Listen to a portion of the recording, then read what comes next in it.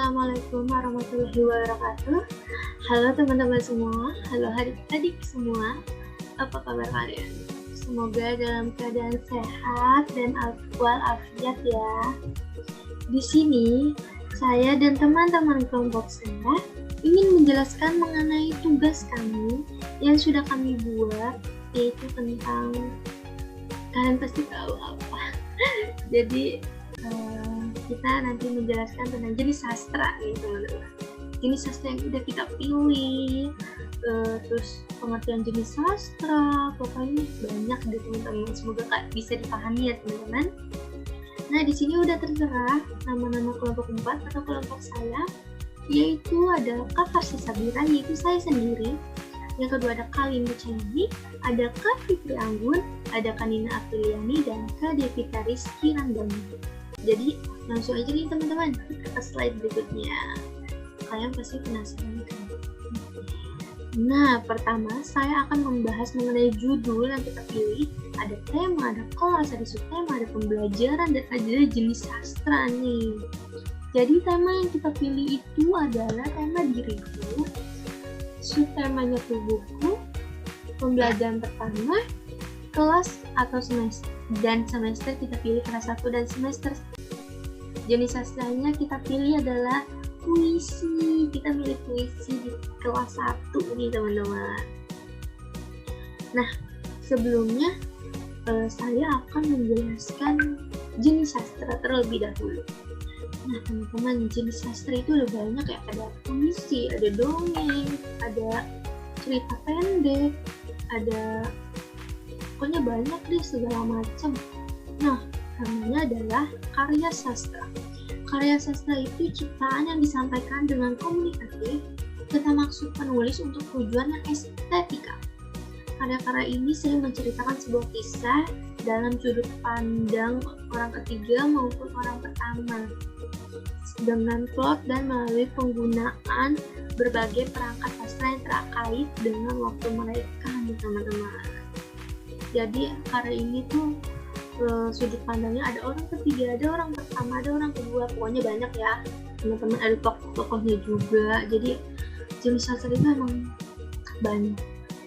Nah, jenis sastra yang kita ambil itu puisi teman-teman. Nah, tahukah teman-teman tentang puisi? Puisi apa? Terus kenapa kelompok kami ambil jenis sastra puisi? Nah, itu juga ada alasannya nih teman-teman, kenapa kita ngambil jenis sastra puisi yang kelasnya kelas 1. Nah, kita coba aja ke slide berikutnya teman-teman. Puisi merupakan karya sastra yang terikat baris, rima, dan irama, disusun dengan pilihan kata yang menstimulasi imajinasi. Nah teman-teman, jadi terikat baris, rima, dan irama itu emang wajib, emang penting banget, karena puisi itu ada rima dan iramanya. Coba kalian cek Google atau YouTube, pasti ada rimanya, ada iramanya, dan ada pendek tingginya, dan itu tuh bagus banget teman-teman. Nah, disusun dengan pilihan kata menstimulasi imajinasi. Nah, menstimulasi itu apa sih? Menstimulasi itu suatu kegiatan yang dilakukan untuk merangsang kemampuan dasar anak dapat tumbuh dan berkembang maksudnya ya, secara optimal. Nah, jadi anak itu tuh harus tumbuh dan berkembang dengan imajinasinya teman-teman. Nah, jadi seperti itu ya teman-teman. Nah, yang kedua, kakak akan menjelaskan kenapa kami ambil jenis sastra puisi. Nah, di sini Kak Farsya akan menjelaskan kenapa kelompok Kak Farsya itu ambil jenis puisi. Karena di dalam puisi itu terdapat memiliki makna yang indah banget dan arti yang indah teman-teman. Nah, puisi juga dapat menyejukkan hati dan bisa menceritakan apa saja yang dengan kata-kata yang indah. Nah, menyejukkan hati teman-teman. Jadi Kak Farsya tuh kemarin nonton YouTube, temanya itu tentang ibu. Nah, itu tuh bisa menyejukkan hati, bisa juga sedih, bisa juga senang, pokoknya ada bermacam-macam ekspresi. tentang puisi yang kita ambil nanti dan kita dengar. Nah itu teman-teman. Jadi ya Kak Farsya sampai sini dulu menjelaskannya dan dilanjutkan oleh teman Kak Farsya ya teman-teman. Unsur puisi. Dalam puisi ada dua jenis pembangun yang harus dilakukan dan puisi penjelasannya. Unsur intrinsik dalam puisi itu ada 4 macam. Yang pertama, tema. Tema yang dimaksud adalah landasan atau dasar pijakan bagi penyair untuk mengembangkan puisi. Tema juga merupakan gagasan pokok yang diungkapkan dalam sebuah puisi. Kedua, perasaan. Rasa adalah ungkapan atau ekspresi penyair kepada sesuatu yang dituangkan ke dalam puisinya. Ketiga, nada dan amanat. Nada adalah bentuk sikap atau keinginan penyair terhadap pembaca. Sedangkan suasana adalah akibat yang ditimbulkan puisi terhadap jiwa pembaca. Terakhir, keempat, amanat. Amanat atau pesan adalah hal yang ingin disampaikan oleh penyair kepada pembaca lewat karakter dalam puisi. Unsur ekstrinsik dalam puisi juga ada 4 macam. Yang pertama, majas dan irama. Majas adalah bahasa hias yang dipergunakan untuk menciptakan kesan tertentu bagi penyimak atau pembacanya.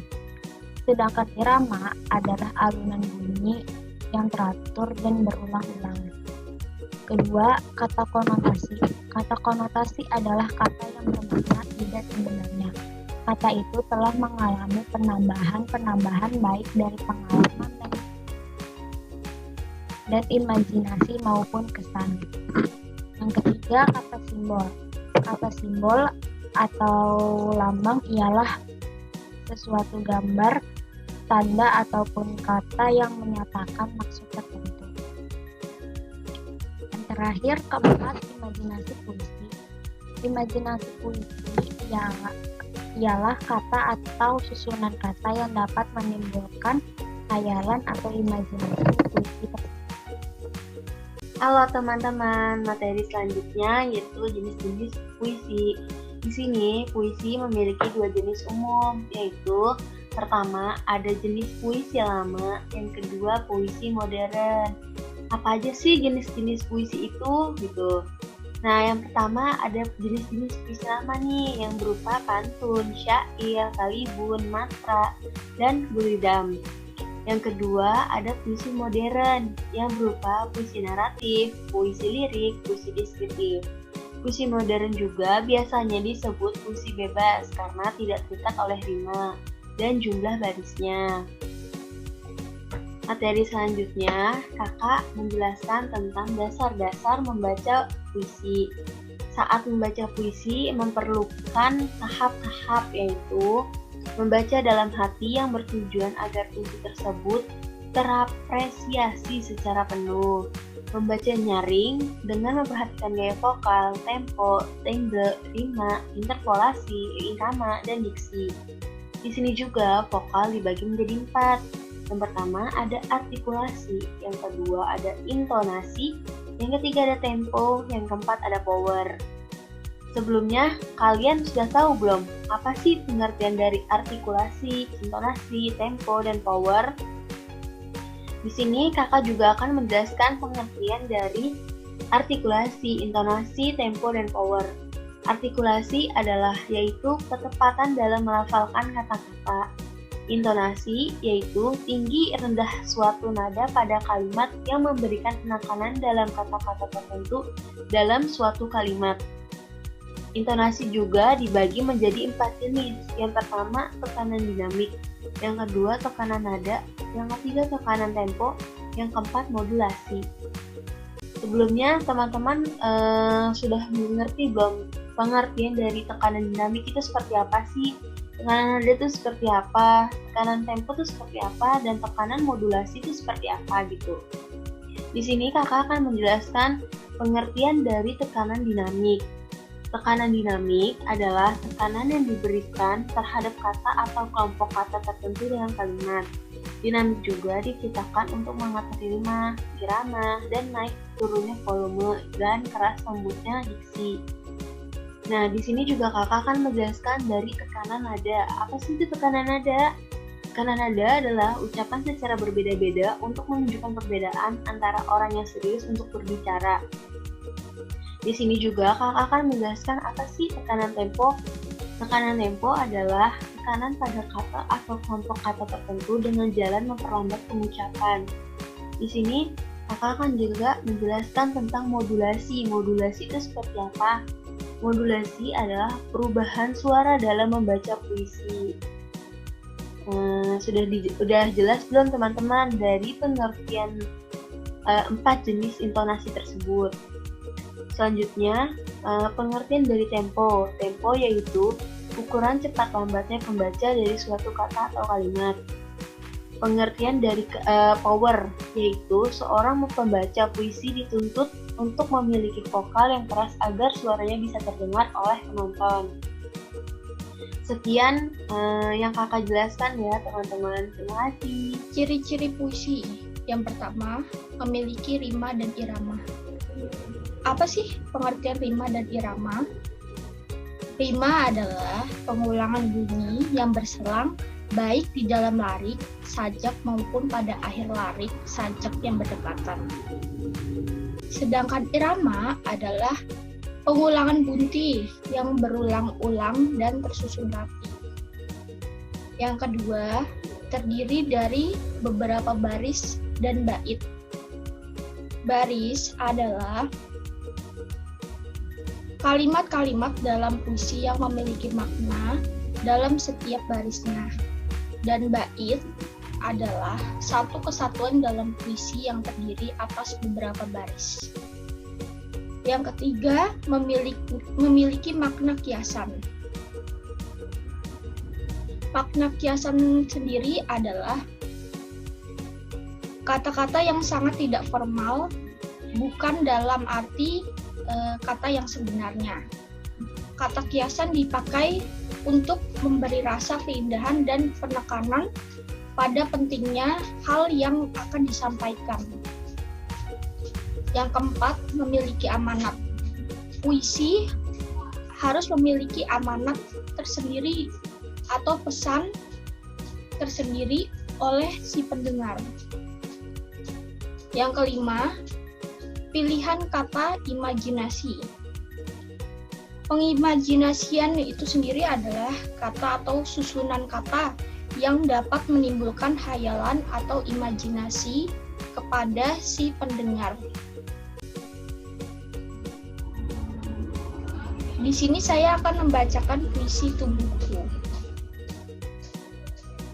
Tubuhku, tubuhku kuat, tubuhku sehat. Aku rajin berolahraga setiap hari. Ini adalah bait 1 terdiri dari 4 baris. Selanjutnya, makananku bergizi, tubuhku bertambah kuat. Aku akan menjaga tubuhku agar sehat selalu. Ini adalah bait 2 terdiri dari 4 baris. Selanjutnya, aturan menjaga kesehatan tubuh. Yang pertama, jaga kebersihan tubuh dan lingkungan. Yang kedua, cukupi waktu istirahat. Yang ketiga, jangan stres. Yang keempat, mengonsumsi makanan sehat 5 sempurna. Dan yang kelima, rajin berolahraga di waktu pagi dan sore. Nah teman-teman, sekarang kita lanjut ke tujuan pembelajaran ya. Tujuan pembelajarannya yang pertama, dengan membaca teks dan menyanyikan lagu Dua Mata Saya. Seperti ini lagunya. Dua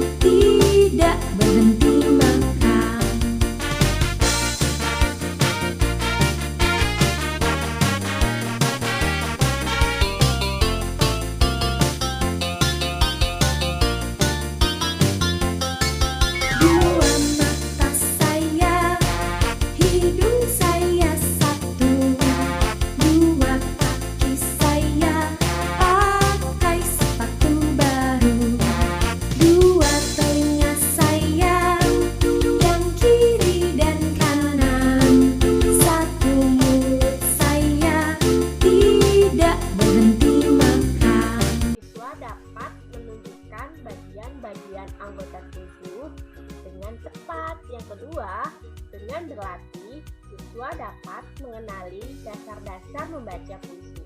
Yang ketiga, dengan mencermati teks puisi tentang tubuhku, siswa dapat mengaplikasikan ke dalam bentuk teks puisi. Yang keempat, dengan percaya diri, siswa membacakan teks puisi yang telah dibuatnya di depan kelas dengan nada membaca puisi yang benar.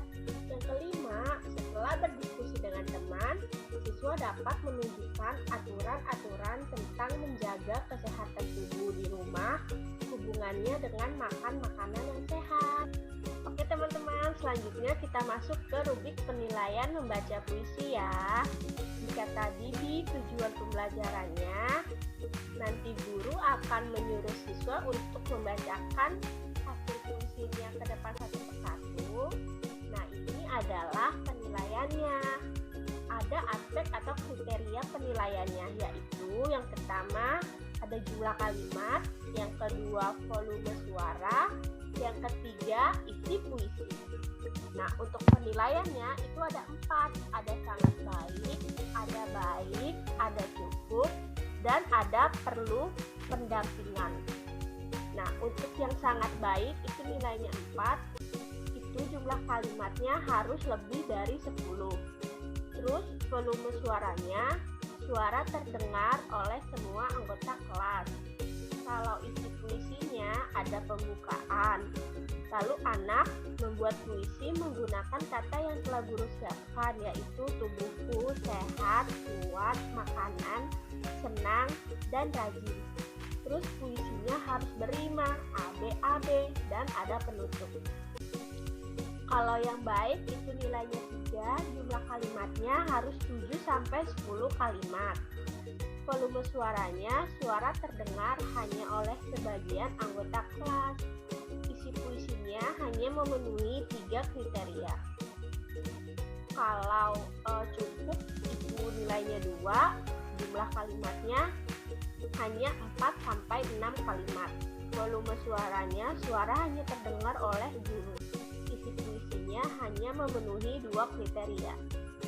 Untuk yang perlu pendampingan itu nilainya 1, jumlah kalimatnya kurang dari 3 kalimat, volume suaranya, suara tidak terdengar, isi puisinya belum mau berpuisi. Nah, di kriteria penilaian ini masing-masing kan memiliki 25 di setiap bobot angkanya. Jika bobot angkanya 4, maka skornya adalah 4 kali 25 sama dengan 100, dan begitu seterusnya ya teman-teman. Nah, segitu dulu penjelasan dari saya. Kita lanjut ke slide berikutnya yang akan dijelaskan oleh teman saya ya. Terima kasih. Rubrik penilaian menggerakkan tubuh dalam sebuah ragam gerak yang diiringi lagu Dua Mata Saya. Dalam rubrik penilaian ada nama siswa, kriteria, dan predikat. Nomor 1, nama siswa Siti. Kriterianya memegang anggota tubuh sesuai teks lagu, checklist. Gerakan sesuai dengan tempo irama, checklist. Mulai dan berhenti menari sesuai aba-aba, checklist. Rapi dan tertib, checklist. Predikatnya yaitu sangat baik. Kedua, nama siswa Beni. Memegang anggota tubuh sesuai teks lagu, checklist. Gerakan sesuai dengan tempo irama lagu, checklist. Mulai dan berhenti menari sesuai aba-aba, checklist. Rapi dan tertib, strip. Predikatnya baik. Dan video pembelajaran dari kami yang telah kami buat. Apabila ada kekurangan dan kesalahan, mohon dimaafkan. Wabillahi taufiq wal hidayah. Wassalamualaikum warahmatullahi wabarakatuh.